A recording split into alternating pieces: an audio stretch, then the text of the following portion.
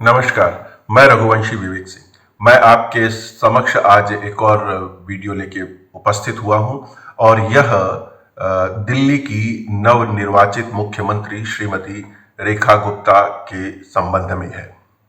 रेखा गुप्ता जी का चयन, जैसा कि हम जानते हैं, एक लंबे विचार के बाद भाजपा के शीर्ष नेतृत्व ने किया था। तो वो सबके लिए एक आश्चर्य और विस्मय की बात रही कि रेखा गुप्ता जी क्यों। किंतु जो है, अंततः सत्य यही है कि रेखा गुप्ता जी को दिल्ली का मुख्यमंत्री निर्वाचित कर दिया गया, उनको चुन लिया गया उस पद के लिए, और अब वो शपथ ले चुकी हैं उस पद की और अपना कार्य आरंभ कर रही हैं। तो मुझ में एक ज्योतिषी होने के नाते एक स्वाभाविक सी उत्सुकता थी कि उनके बारे में थोड़ा सा जाना जाए कि वो उनका जो कार्यकाल है उसमें उनका जो रवैया रहेगा वो कैसा रहेगा।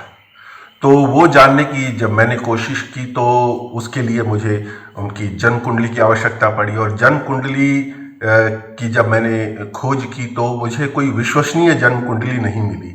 तो इसलिए मैंने वो विचार छोड़कर टैरो का सहारा लिया, और टैरो का जो मैंने कार्ड निकाला, जो मुझे कार्ड मिला, जो मैंने इनके राजकाज के संबंध में अपना जो प्रश्न था उस विषय में जब मैंने कार्ड निकाला तो ये कार्ड निकला किंग ऑफ वैंड्स। तो आइए इस कार्ड के परिप्रेक्ष्य में हम समझने का प्रयास करते हैं कि उनका कार्यकाल या उनका जो राज करने का, उनका नेतृत्व करने का जो दृष्टिकोण रहेगा, जो जिस तरह की उनकी परिपाटी या कार्यकलाप रहेंगे वो क्या होंगे। तो किंग ऑफ वैंड हम समझते हैं ये जो है ये फायर एलिमेंट है। वैंड अर्थात यह ऊर्जा से भरा हुआ है, फुल ऑफ एनर्जी माना जाता है। तो क्योंकि ये एनर्जी का कार्ड है जो कि सत्ता के लिए आवश्यक होती है, वो स्वाभाविक है कि ये जो नेतृत्व करेंगी बहुत ही ऊर्जावान तरीके से करेंगी। मतलब हम इसको अगर दूसरे शब्दों में कहें तो लीडिंग फ्रॉम द फ्रंट इनका रवैया रहेगा। वैसे भी ये अपने शिक्षण काल में विश्वविद्यालय में छात्र नेता रही हैं, तो वो तो एक पृष्ठभूमि है ही, और वो जो पृष्ठभूमि है वो यहाँ पे उनको सहायक भी होगी। तो सर्वप्रथम जैसा कि मैंने बताया कि ये किंग ऑफ वैंड है। वैंड फायर एलिमेंट होता है, अग्नि तत्व होता है। अग्नि तत्व ऊर्जा का है, नव निर्माण का है, तीव्र कार्य करने का है, और यही सब उन्होंने बोला भी है और यही दिल्ली की जनता की अपेक्षा भी है। और न केवल दिल्ली की जनता की अपेक्षा है बल्कि पूरा देश उनकी तरफ इसी रूप में देख रहा है। और ये जो किंग ऑफ वैंड है, ये क्या होता है कि व्यक्ति न केवल पैशनेट और एनर्जेटिक होता है, या ये उसके अंदर बुद्धिमत्ता भी होती है, अपनी जो सत्ता है उसको सही रूप से रचनात्मक कार्यों में इस्तेमाल कर पाने की। और क्योंकि ये एनर्जी है, फायर है, तो ये किसी भी रूप में अपनी बात को कहने में कोई संकोच नहीं करेंगी। और इसका एक प्रमाण वह भी मिला जब जैसे ही इनका नाम आया, मुख्यमंत्री पद के लिए घोषित हुआ, तुरंत इनके कुछ पुराने ट्वीट विपक्ष की पार्टियों ने दिखाए जहां पर इनके शब्द बहुत कड़वे थे, बहुत कटु शब्द थे। तो वही जो मतलब वो जो अग्नि तत्व है वो यहाँ पे पूरा परिलक्षित होता है। एक जो विशेषता रहेगी इनके कार्य की, और रही भी होगी, वो ये है कि ये कभी भी एक कार्य के लिए एक ही मार्ग नहीं चुनते। ये हमेशा अपने पास कार्य करने के लिए एक विकल्प भी रहेंगे, जिसे हम मैनेजमेंट की भाषा में कहते हैं कि plan A, plan B, plan C. अगर ये कार्य नहीं तो ये नहीं तो ये नहीं तो ये, पर कार्य होगा। कार्य तो करना ही है, ऐसे नहीं तो वैसे ही। शास्त्रीय शब्दों में बोला जाए तो साम दाम दंड भेद, जैसे भी किसी भी रूप में, लेकिन इनका जो फोकस रहेगा, इनकी जो दृष्टि है, वो अपने कार्य को पूर्ण करने पर ही रहेगी। वो उसमें किसी प्रकार का भी संकोच या किसी प्रकार का कॉम्प्रोमाइज नहीं करेंगी। ये बहुत स्पष्ट है। और इनके अंदर कार्य के लिए ऊर्जा की कभी भी कमी महसूस नहीं होगी। इनमें जो बहुत विशेष गुण है वो है एडेप्टेबिलिटी। जैसी परिस्थिति होगी वैसा अपने आप को अडेप्ट कर लेंगी।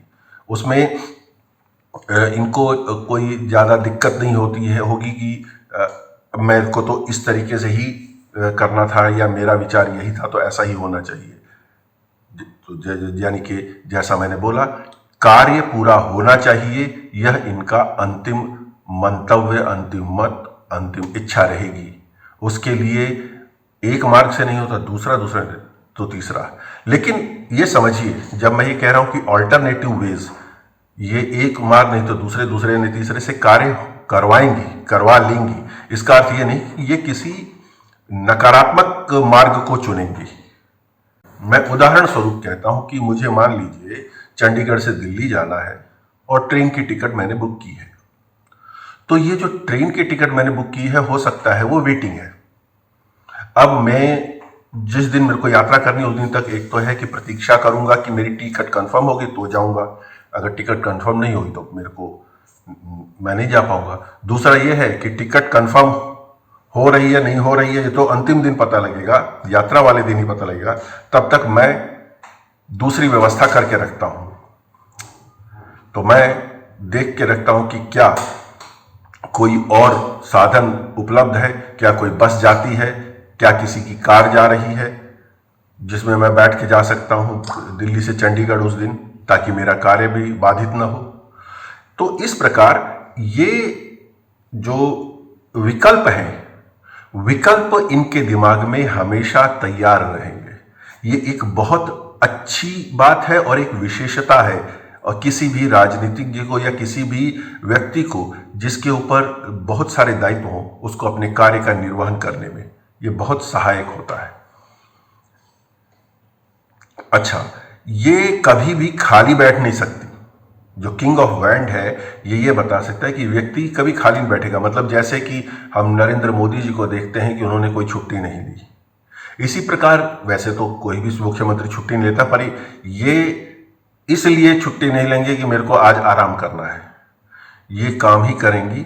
और अभी तो हालांकि सरकार अभी शुरू ही हुई है, कार्य इन्होंने करना आरंभ किया है, लेकिन अभी भी सुनने को मीडिया के माध्यम से यही मिल रहा है कि ये जो सरकार, जितने भी सरकारी कर्मचारी हैं, उनको आदेश है कि कार्य जो रुके हुए थे उनको तुरंत और जल्द से जल्द पूरा किया जाए, कोई छुट्टी नहीं, कोई बहाना नहीं। तो यानी कि जो वो जैसा मैंने भी पहले बताया कि लीडिंग फ्रॉम द फ्रंट स्वयं भी ऐसी रहेंगी, तो उसी रूप से अपने जो मंत्री हैं और जो अधिकारी हैं उनसे भी वही अपेक्षा रहेगी कि आप निरंतर एक्शन में रहें। और इनका जो एक करिश्मा रहेगा, मतलब ये समय समय पर विस्मित कर देंगी, हम लोगों को हैरानी होगी कि अरे ऐसी बात, ऐसा कर दिया, ये हो सकता है। मतलब इस रूप से चकित करने का इनमें सामर्थ्य है। तो इनके व्यक्तित्व में थकान नहीं दिखाई देगी, और कोई भी व्यक्ति किसी भी कितनी भी बड़ी समस्या को इनके पास लेके जाएगा, इनके पास कोई ना कोई उसका हल अवश्य होगा। तो कुल मिलाकर जो इनकी कार्य करने की पद्धति है बहुत ही सशक्त होगी। तो अगर कुछ शब्दों में कहा जाए तो लीडरशिप है, प्राइड है, करिश्मा है, और लीडिंग फ्रॉम द फ्रंट है, विजन है, ऑथेंटिसिटी है। अगर कहा तो कार्य होगा। तो ये एक संक्षिप्त आकलन है मेरा रेखा गुप्ता जी की कार्य पद्धति को लेकर, जो कि अब दिल्ली की नई निर्वाचित मुख्यमंत्री हैं, और यह टैरो के आधार पर है। आपके यदि कोई प्रश्न है इस विषय में या टैरो से संबंधित, तो आप मुझे 9812593093 पर संपर्क कर सकते हैं।